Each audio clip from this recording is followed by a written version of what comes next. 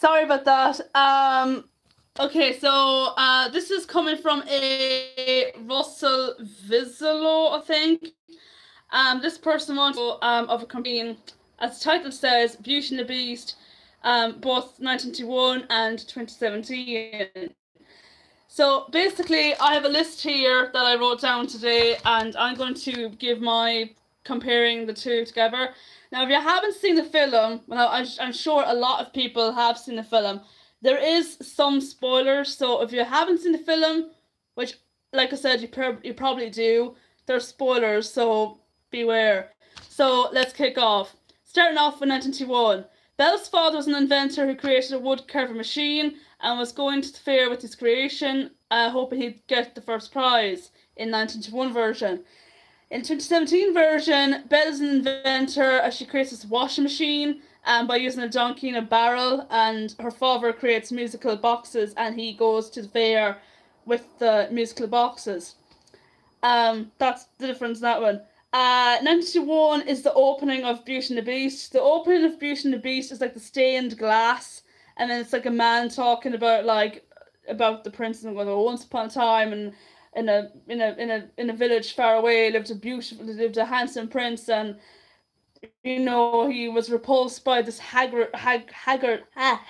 appearance, and of course the transformation is shown the stained glass and everything.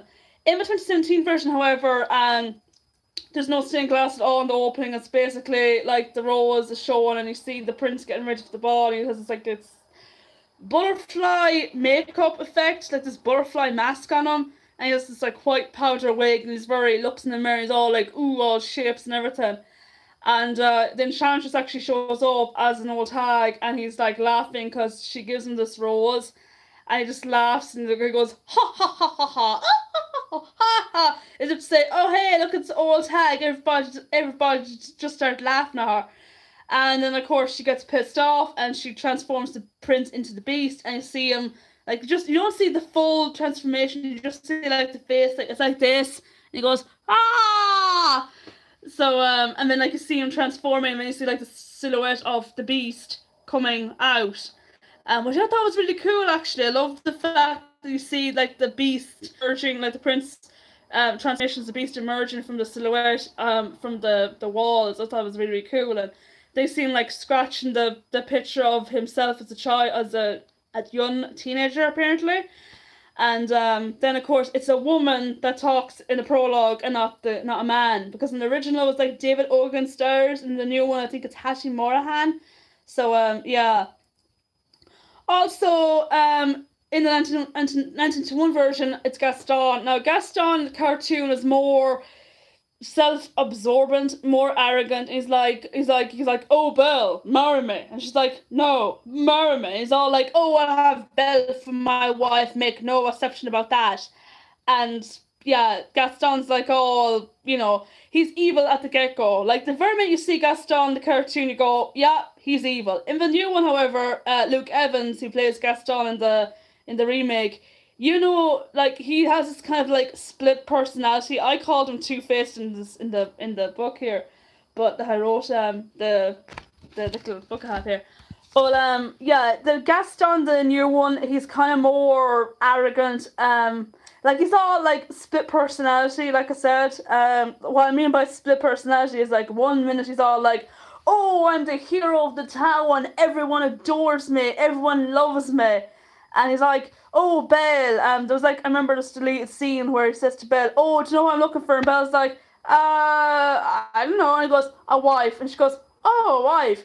And also, the not deleted scene, he says to Belle, oh, Belle, maybe I haven't found the right man. She goes, oh, it's a small village, Gaston, I met them all. Because he says about, oh, the only children you should be focusing on is your own. She goes, I'm not ready to have any children. He goes, oh, perhaps I have found the right man. She goes, it's a small village, Gaston, I met them all. And then she does this to say, oh God, you leave me alone. And he has these flowers for her. And he goes, oh, for your dinner table, shall I join soon? She goes, sorry, not this evening. And he goes, busy? And she's like, no. And like I said, she does this with her eyes.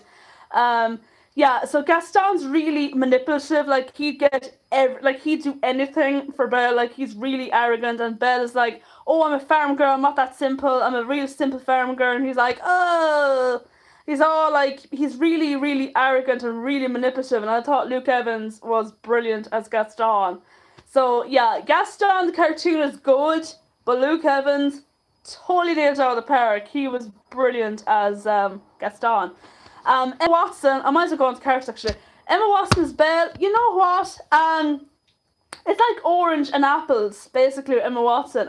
She's like Marmite for a lot of people. You either love her or you hate her. For me, I thought she did a good job as Belle. I thought she knocked it out of the park. I have to be honest, it took me a while to get her as Belle, because half the time I was like, they're going, "Oh look, it's Hermione Granger. This movie should have been called Hermione Granger and the Fantastic Beast. Instead of Beauty and the Beast, it should have been called Hermione Granger and the Fantastic Beast." But yeah, it took me a while. Also, her singing, I thought her singing wasn't bad. Is it as good is it as good as Peter Harris? No, but I thought she was very good. I thought she had a nice singing voice. Despite the fact that it was auto-tuned, but it's not that bad. I thought she did a good job. She nailed it out of the park. Dan Stevens as the Beast. He's not Robbie Benson. Like, I'll get to that later on about him and whatever. So, moving on. Okay, in the cartoon version of Beauty and the Beast, Belle doesn't look for Rose at all. She's like, "Oh, goodbye, Papa, good luck," because he says, "Oh, I'm off to the fair now." And she's like, "Goodbye, Papa," like I said, "good luck." And he goes, "Goodbye, Belle, take care when I'm gone." In the 2017 version, she just goes, "A rose," like the one in the painting. And he goes, "But you ask for that every year." And she goes, "And every year still bring it." And he goes, "Did I ask? Then I shall bring another. You have my word." And she goes, "Goodbye, Papa." He goes, "Goodbye, Belle." And she goes, "I'll see you tomorrow." And he goes, "Yeah, see you tomorrow at the Rose." And she's like, "Stay safe." And then like I said, she comes up with the plan then of the washing machine she creates. So yeah, I like that. I like the fact that in the 2017 version, they actually had kept parts of the fable of the tale, because in the story, the Belle had sisters. She was kind of like Cinderella. She had like two stepsisters, and they were really and they were really, really evil. They were very, very bad, and they kept her for like a full week going to the Beast. And of course, the Beast dies of a broken heart. And of course, her father's a sea merchant, and her father saw this rose garden. He picked a flower up, and the Beast saw the guy with the flower. And he just freaked out. Whereas in the new one as well, like the 2017 version, the same thing happens. But Belle's still a lonely child. She's still an only child, and her father is not a merchant. He's kind of it doesn't say what he is, but from my point of view, he's like a painter, and he's like a painter and an inventor, because he invents musical boxes, and he's a fantastic artist, because he draws like Belle when she was a little kid. Same way in the end of the film, he drew a portrait of Belle and the Prince in the end, and he just goes like this.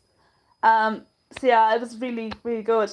And of course, like I said, Kevin Kline, who plays Maurice, saw the Rose Garden, saw White Rose after he escaped the castle, because he freaked out over Chip, who was talking. And Chip clearly says to him, "Oh, I'm not supposed to talk." Sorry, he's like, "It's okay," just freaks out. And he gets the White Rose, and the Beast comes across him, and he freaks out, and he goes on and goes, "Ah!" So yeah. Also, in the cartoon version, the Enchantress is not present at all. There is no sign of Enchantress at all in the cartoon version. Whereas in the new version, you see her more, because she goes into a new gust called Agatha, played by Hattie Morahan. And yeah, that's pretty much that one. Also, in the cartoon version, the Beast's parents are never mentioned at all, never. Whereas in the new one, it's revealed that the prince's father was cruel and selfish, and that's why the Beast was like that, the prince was. Also, I think that the prince's mother died of the plague. As far as I know, I think she did. So, yeah, I think that's what happened. Actually, I think she died of the plague. As well as Belle's mum, who died of the plague as well, because herself and the Beast go back in time. Well, no, go back to where Belle came from, because of this enchanted book, and he goes, "Oh, I think the one place you always wanted to see, now find it in your mind's eye and feel it in your heart." And of course, she goes to Paris. and she's there and she finds out that her mum died of the plague. So yeah. Also, in the cartoon version, once the rose petals fall, they stay the same. But in the new one, they actually, like, sorry, there was a glitch there. So what was I say? Similar to the original, but in the new one, like I said, like Lumiere, like the objects become real. So like Lumiere becomes a candle, Cogsworth become like their actual objects that become turned into, which I thought was really cool. And each time too a rose petal falls, they become the castle literally shakes like an earthquake, which I thought was very, very cool as well. So if I had to be honest, the 2017 version, was, you know, it was really well executed the way they did that. Also, I'm going to the clown now. Okay, in the clown cartoon, we see Gaston.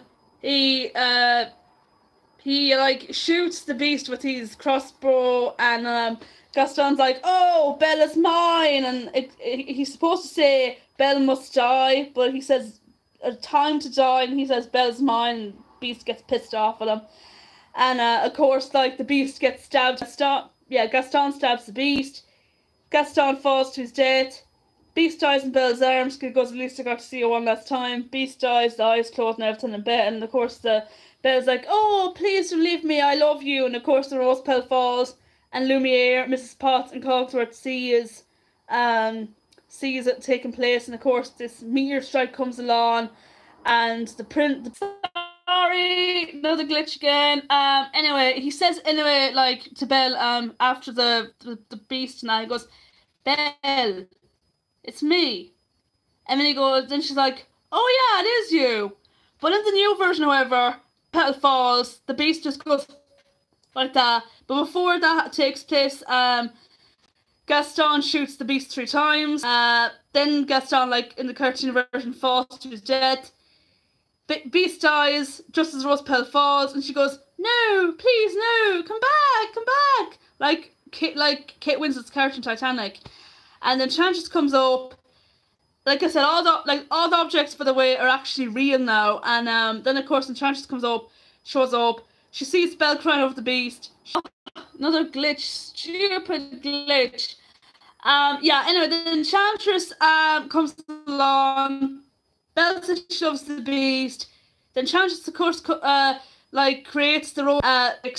Beast comes back as the prince. He says nothing because I suppose he didn't want to startle Belle, because she'd be like, "Huh?" They kiss, and of course the townspeople remember then to some woman from the village, and Mrs. Potts is married to Mr. Potter, the guy who says, "Oh, I believe I have," because he forgot, because he was like, and he's like, "Oh yeah, I believe I have." And yeah. Also, in the cartoon version, LeFou isn't gay. In the new one, he is gay. So, to top it all off, before this intro... Sorry, guys. So, like I said, the live-action version of Beauty and the Beast is a lot cartoon version because it's more better executed. So, that's it for me. Sorry for all the glitch, and peace out. Bye!